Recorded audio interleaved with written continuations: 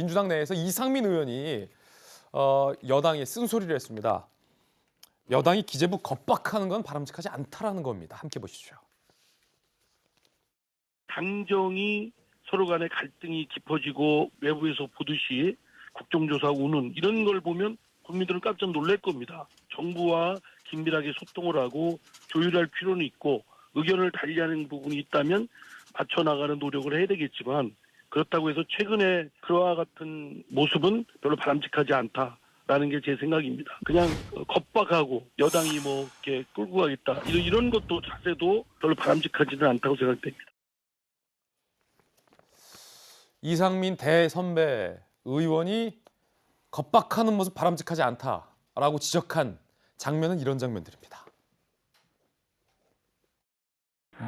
지금 한 50조 정도가 될 거로 보여집니다. 예상했던 것보다 지금 19조가 더 들어오는 거거든요. 그 의도가 있었다면 그 일테면 국정조사라도 해야 될 그런 사안이 아닌가 싶습니다. 한 해 50조가 넘는 초과 세수를 세임 예산에 잡지 못한 것은 재정당국의 심각한 직무유기를 넘어선 책무유기입니다. 지금이라도 홍남기 부총리는 국민들께 사과하고 반성하기 바랍니다.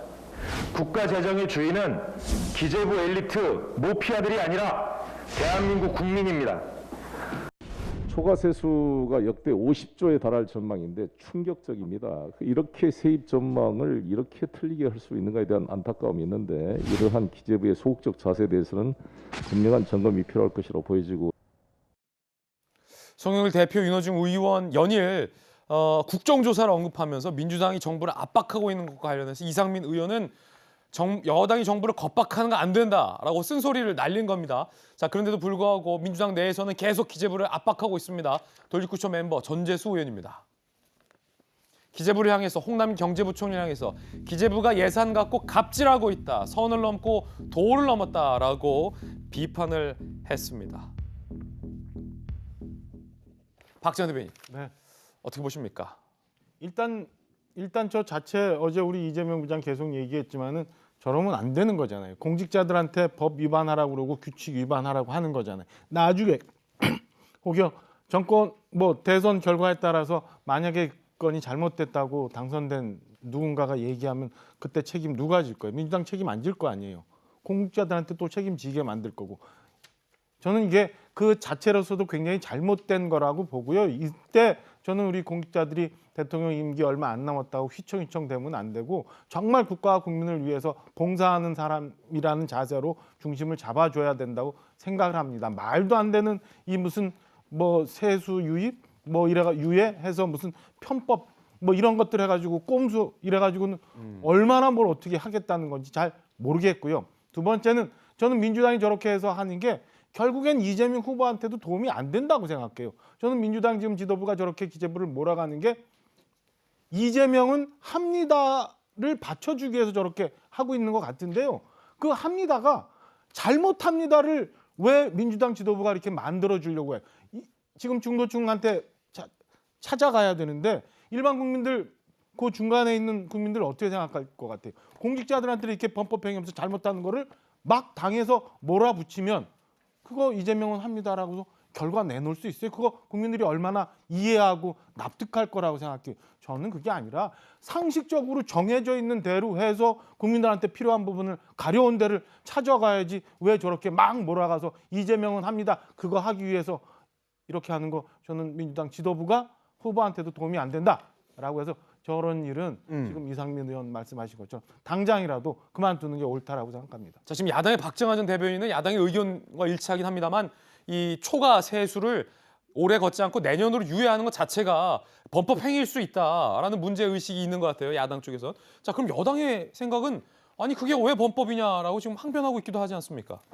그렇습니다. 실제로 보면은 이제 저는 오히려 이랬으면 좋겠어요. 이러한 우리가 2018년 기준으로 9.5%인데 지금 배에 가까운 15% 정도 오차율이 생겼다라고 하는 것은 어떻게 보면은 이재명 성남시장이 말하자면 지역의 부동산 개발할 때 초과 이익에 대한 부분으로 썼으면 좋겠어요.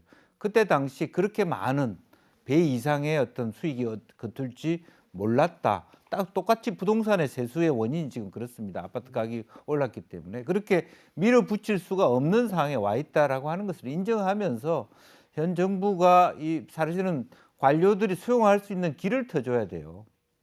그렇지 않고 막 억지로 법을 어겨가면서 하라고 얘기하면 안 되고 법 이내에서 이런 것들은 이 정도 할 수 있는데 왜 그나마도 하지 않느냐에 대한 관료들의 어떤 뭐 말하자면 행태들 그런 어떤 문제 의식들 또 너무 지나치게 어떤 뭐 국가를 위한답시고 부채율 뭐 위한답시고 하지만 실제로 국민들을 위해서 그야말로 뭐 관료들이 뭘 했냐 이런 비판 저는 근본적으로 할 수 있죠. 그래서 그런 면에서 두 가지로 비판을 하되 실제로 문을 열어주고 관료가 할 수 있는 방식의 대안을 제시해 놓고 가야지 뭐 후보 마찬가지로 답답하기 마찬가지입니다. 뭐 아까 가상자산 과세 문제도 마찬가지고 가상자산 과세는 시행령을 2022년에 해놓고 일반 주식에 대한 양도세는 말하자면 그 이익에 대해서는 2023년 이렇게 국회 자체가 형평성을 어겨놓고 그것 자체를 어겨놓은 잘못된 법을 만들어 놓고 그럼 우리가 해놨으니까 당신이 또 어겨라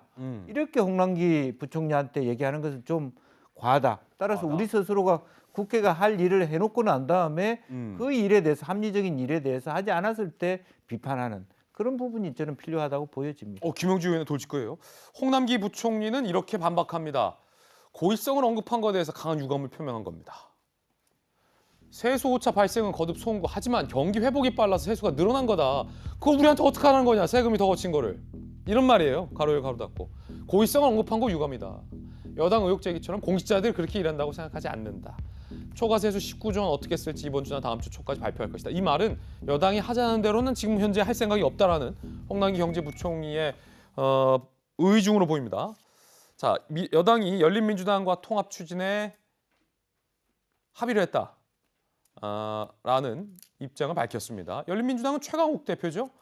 어차피 지난 총선 때 위성정당으로 생겼던 최강욱 대표의 어떤 열린민주당과 대선을 앞두고 정치 연대를 하겠다, 통합을 하겠다라는 뉴스 속보도 들어와 있습니다. 궁금한데 야당에서는 홍남기 부총리에 대해서 야당 나름대로 또 압박을 하고 있습니다. 여당에 동조하면 법적 책임을 묻겠다라고 저지선을 쳐놓은 겁니다.